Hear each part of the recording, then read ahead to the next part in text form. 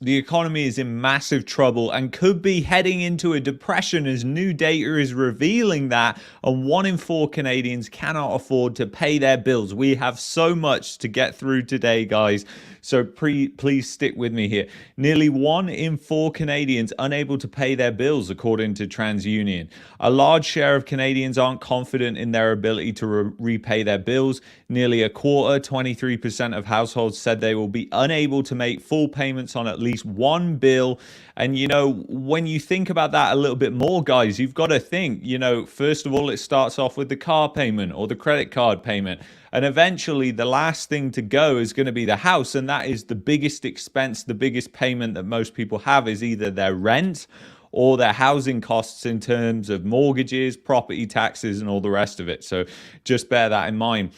So kind of crazy. While most are confident, 77%, in their ability to cover their payments, that's still a lot of people that are getting buried by an overindulgence in credit. And we really, really know about that, don't we? We've seen it in the economy and in the data. So basically, it then goes on to say about how Canadians are really worried about inflation still. And I'll just show you quickly, actually, the trends data on that, because it's kind of interesting when you compare it to the recession data. So if you look at the Google Trends data for inflation, you can see it's actually following pretty much the CPI, which is kind of funny, but you can see that it is still elevated. Whereas if we go to recession, that's coming right down. People think that we're not going to have a recession. And we've got data that is revealing the complete opposite of that. And we're about to go into the labor report that came out on Friday. You'll be interested to hear what happened there. So the labor report that came out from Statistics Canada, right on their website, links in the description as usual. So employment increased by 60,000, 0.3% in June, driven by gains in full-time work. The unemployment rate rose to 5.4%, or 0.2 percentage points, as more people search for work. Employment gains in June were concentrated among young men, blah, blah, blah. Employment increased in Ontario, plus 56,000, Nova Scotia, Newfoundland, and Labrador in June, where it declined in PEI, and there was little change in other provinces. And then it basically goes on to the breakdown about where the employment rose and where it declined. So employment rose in wholesale and retail trade, manufacturing, that's good, healthcare and social assistance, that's also good, and transportation and warehousing. Meanwhile, declines were recorded in construction. That's not good because that often precedes a recession. And also education services, that's not good, and agriculture too. So kind of interesting what's happening with the labor market. So the unemployment rate, it actually went up. I'll just bring this up on the screen right now so you actually can see that the unemployment rate is the highest in over a year. So it is rising, even though we had that labor market report. But if you look historically, it's still at a low. And what I really want to show you right now and go through is what happened, because we got better data on the US. So we're going to use the US unemployment for this example. But what generally happens and how unemployment is correlated with a recession, so we can kind of understand maybe what is likely to happen. Certainly not what is going to happen, because nobody can predict that, but where the probabilities may lie. So let's get right into that and discuss that. So if we go over to Fred economic data, first of all, let's take a look at 2020. So as you can see, the unemployment rate, it pretty much actually was doing nothing until the recession. Now, I understand 2020 is kind of a rare example, but I wanted to show you it anyway for when we go over the yield curve, because it will make sense later. So please stick with me here. We have so much data to go through.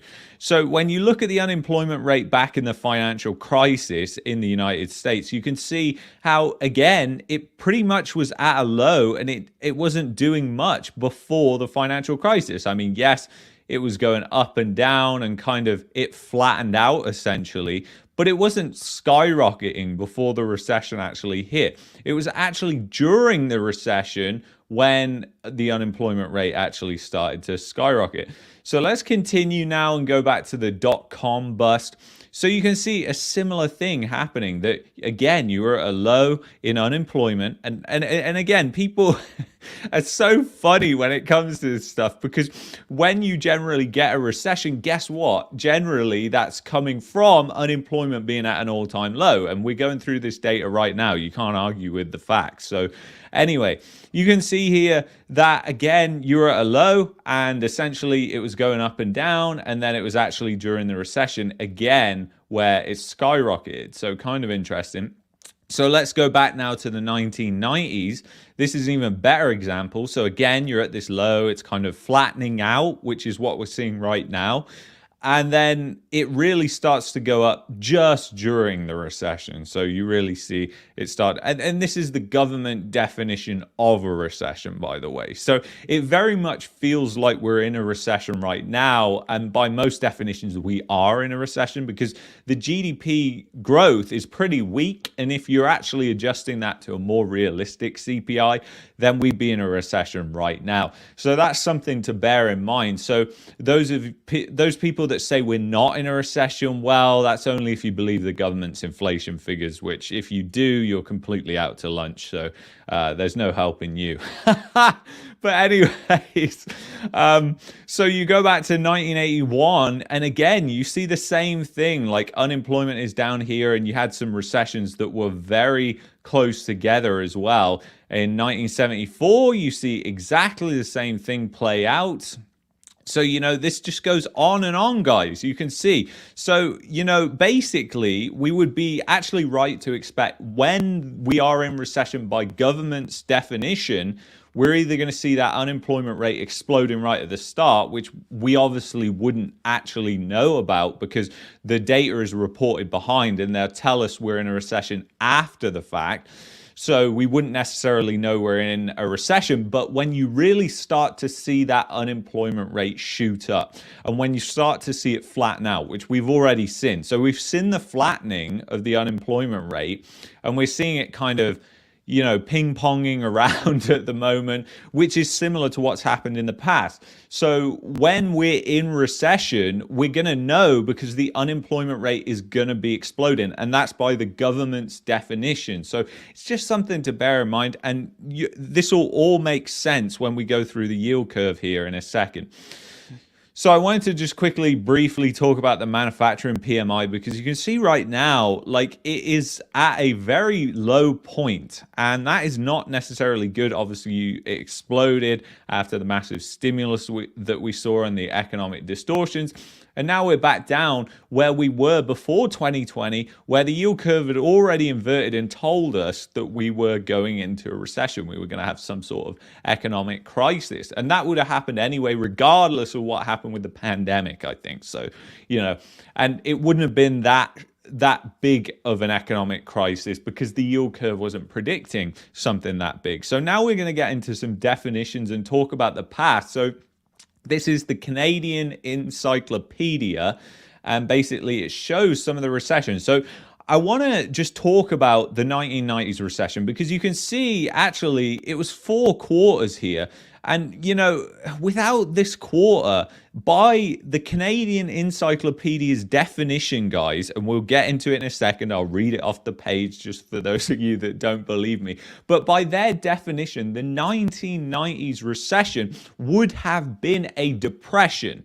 So that is something to bear in mind because the yield curve is more inverted than it was during the 1990s. So it is kind of insane. So anyways, let's get into that definition. So you can see here that you've got the dot-com bust didn't really affect Canada that much. You saw a massive slowdown in the economy because obviously it was massively affected by it because the US, its biggest trading partner, was suffering pretty bad.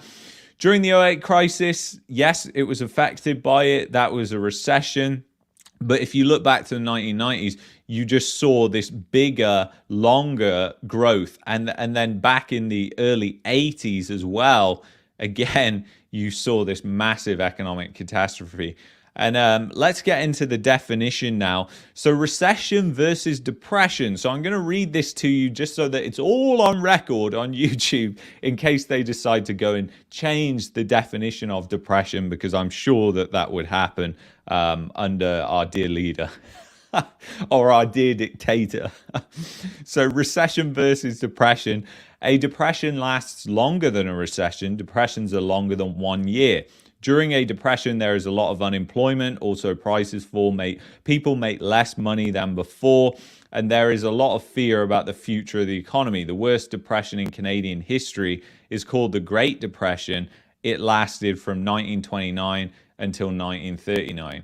And actually, when you look at things like GDP per capita, when you look at how they've changed and manipulated the figures over time, it would actually be like the past 30 years would be the worst depression in history, because people's wealth really hasn't grown. And I know what you're probably going to say. You're probably going to think that's not true. You know, look at the houses and cars that we have.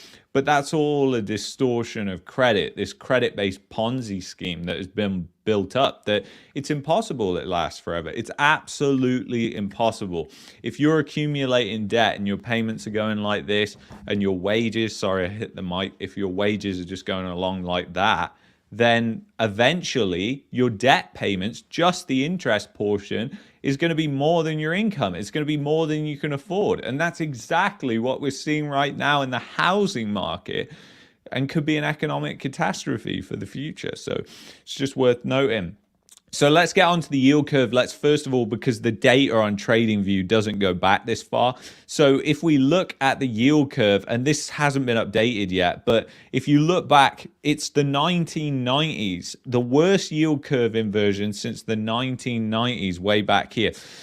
So, you know, this is not updated. This is from way last year, and it's actually got way worse than this. So we've actually been more than 150 basis points inverted, and it's kind of crazy. So it's just indicative of what we're about to see. So, you know, and this is the thing. I really want to show you this because this is really where my confidence comes from about what's about to happen, is the yield curve. So, I mean, right now, you've got a big inversion between the two. But what I want to take you back is to these prior crises, which I've actually put with the yellow so you can see what happened to the yield curve. So the yield curve inverted in 2019, and it inverted for about 6 months. So you can see that there.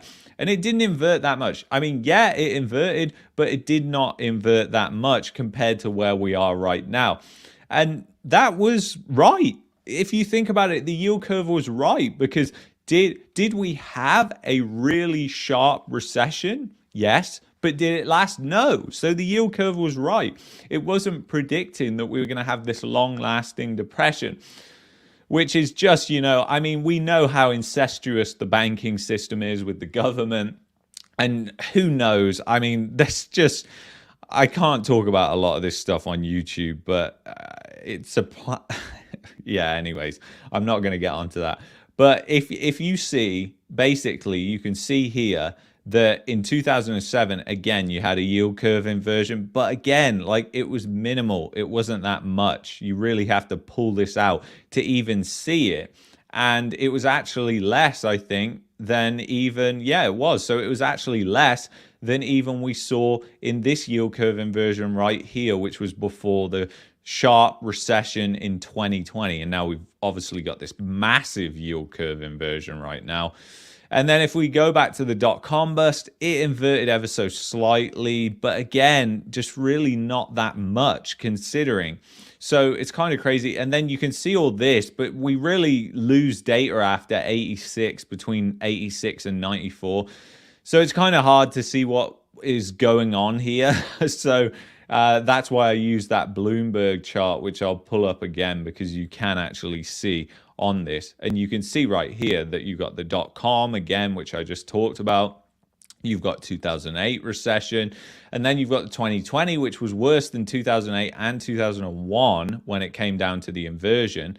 And then also you've got the 1990s, which is right here, which is kind of crazy. So when it comes to how sharp the recession is, the yield curve seems to be a good predictor at predicting that. So it's kind of crazy. And maybe the length of inversion that we get might be indicative of how long this recession, potentially depression, is going to go on for, because it does look like it's going to be a really, really bad crisis. And there's no other way of putting that. You can't sugarcoat that. A lot of people say you're just doom and gloom all the time. You've got to be fearful when others are greedy. And look at what the herd is doing right now, guys. This is what you've got to look at. The herd is being greedy. They don't think there's going to be a recession, despite the yield curve predicting all these things. So, you know, you have got to be really careful. And I think a part of the reason why we're in the situation that we're in these economies is simply because, you know, the central planners and politicians, they sugarcoat things almost constantly. And those are the people that the mainstream media and even a lot of mainstream YouTubers look at almost constantly to see what they're saying, as if they know what's going to happen, when they always, constantly, consistently get it wrong every time. So it's kind of crazy. So, I mean, maybe the government comes out with fiscal in response to this massive recession, and maybe it doesn't work. In fact, maybe it does the opposite and the bond market just collapses, because that would just be a massive economic catastrophe. And we're already seeing signs of a credit crunch, because the money supply is slowing, and the money supply is mostly just indicative of what's happening with credit in the economy. Is credit growing? If the money supply isn't growing and it's starting to go down, that's a bad sign. And it's going down a lot in the US. So we can only expect that in Canada, it's going to follow the same path, because the US is one of the biggest global economies, if not the biggest, depending on your opinion. So what happens in the US, it translates into the rest of the economy. People have to realize that. And a lot of the credit that Canadian banks purchase is through the US Federal Reserve. And that's the same with banks in the UK, in Europe, and etc. So it's kind of crazy that this is happening, and unbelievable in my opinion. But then again, you want to be on this side of the boat. You want to be on the side of the boat which the herd is not on. And the herd is clearly not on the side of the boat that there's going to be a recession. So I think that's good in a way. And probably the reason why we did not have one last year was because too many people were thinking we were going to have one. And it's always a case, it always seems to be that when loads of people think one thing, it does not happen that way at all. It either happens differently or the opposite happens, or it doesn't happen in the time frame that people are expecting. And then people are still worried about consumer price inflation right now. We have the PPI that is dropping. We have the CPI that is dropping. Does that mean inflation is really dropping? No, we've been over that a million times, but they are coming down. They are coming down. So the consumers should be less worried about that, but they are extremely worried, and that's because they're being pushed to the brink. I mean, look, guys, this headline pretty much says it all. When you've got TransUnion coming out and saying nearly 1 in 4 Canadians unable to pay their bills, and people just ignore this. That's the crazy thing that I don't understand, is how people can just ignore this and think, oh yeah, you know, everything's fine, everything's going to be okay. I guess we'll see, guys, but remember that definition for depression, because they'll likely change it if we enter into one, which looks likely. So anyway, guys, I want to thank you for watching. If you've enjoyed this video, you might like that video there. You might also like this playlist here. I want to thank you so much for watching this, being a viewer of this channel. Sign up to the free email list, the link is in the description.